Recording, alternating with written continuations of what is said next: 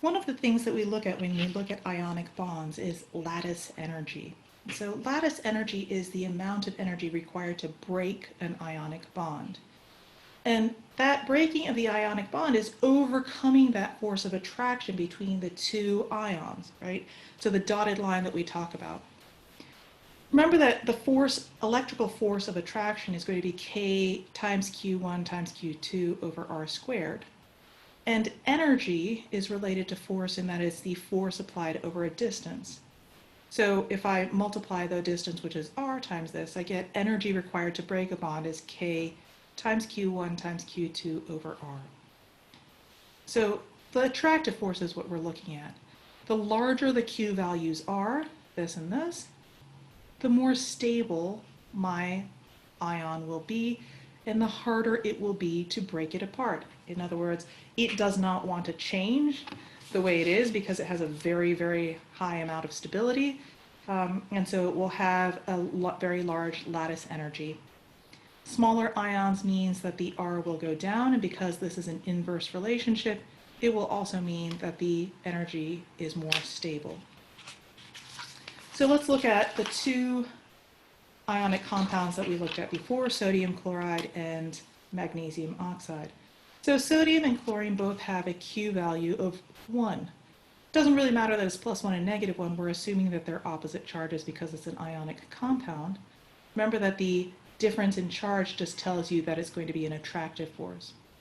So they both have a Q value of 1, whereas in magnesium oxide, both of these have a Q value of 2, +2 and -2. So K is a constant. We're assuming that the R is pretty much the same because they're in the same row. And so what this tells us is that the energy, the lattice energy of magnesium oxide is 4 times greater than the lattice energy of sodium chloride. It's harder, it will take more energy to break apart magnesium oxide, 4 times more energy than it will to break apart sodium chloride. Magnesium oxide is more stable.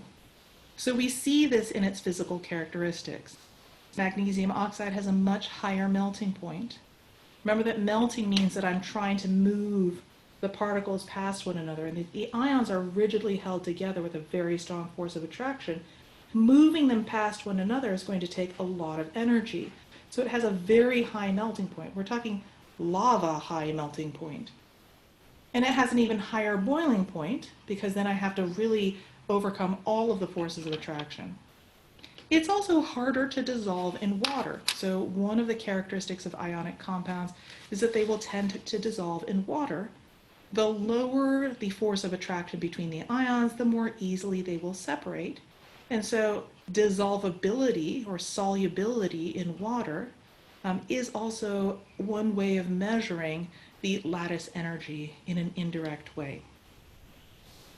So again, if I'm looking at charges, if I have compounds that have higher magnitudes of charges, they will tend to have a higher lattice energy, and we see that in a higher melting point, a higher boiling point, and it's less soluble, harder to dissolve in water.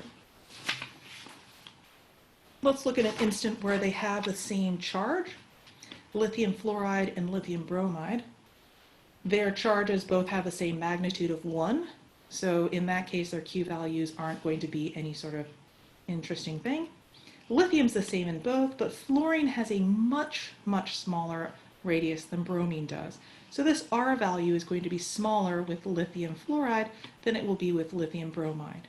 So as a result, because this is an inverse relationship, lithium fluoride has a higher lattice energy, and whenever something has a higher lattice energy, it has a higher boiling point, a higher melting point, and it's harder to dissolve in water, so the solubility goes down. So in general, the radius has a much smaller effect than the magnitude of charges, and especially when we're talking about ionic compounds, because these are whole numbers, it will tend to have a multiplicative effect.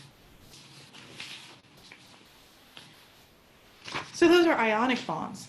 If the difference in Z effective is low, then the atoms will share electrons, and so that's something that's very different, and we will talk about that in the next videos.